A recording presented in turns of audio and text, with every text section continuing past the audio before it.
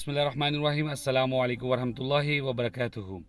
हज़रत अनस रज़ियल्लाहु अन्हु का बयान है कि नबी करीम सल्लल्लाहु अलैहि वसल्लम ने फरमाया कि मुझे ऐसे लोगों के साथ बैठना हज़रत इस्माईल अलैहिस्सलाम की औलाद में से 4 गुलाम आज़ाद करने से ज़्यादा पसंद है, जो लोग फजर की नमाज के बाद से लेकर तुलुए आफताब तक बैठकर अल्लाह का जिक्र करते हैं। और मुझे ऐसे लोगों के साथ बैठना 4 गुलाम आज़ाद करने से ज़्यादा पसंद है, जो लोग असर की नमाज से लेकर ग़ुरूब आफताब तक बैठकर अल्लाह का जिक्र करते हैं।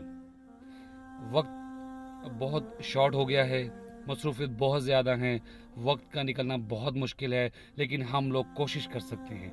अल्लाह ताला मुझे और आप सबको तौफीक दे कि फ़जर के बाद हम बैठे रहें और अल्लाह का ज़िक्र जितनी हद तक हो सके, जो भी याद है, जो दुआएं याद है, किसी भी ज़ुबान में याद हैं, अरबी में याद हैं, आप करें। और उसके अलावा असर से लेकर मगरिब तक अल्लाह ताला हमें तौफीक दे। अस्सलामु अलैकुम वरहमतुल्लाहि वबरकातुहू।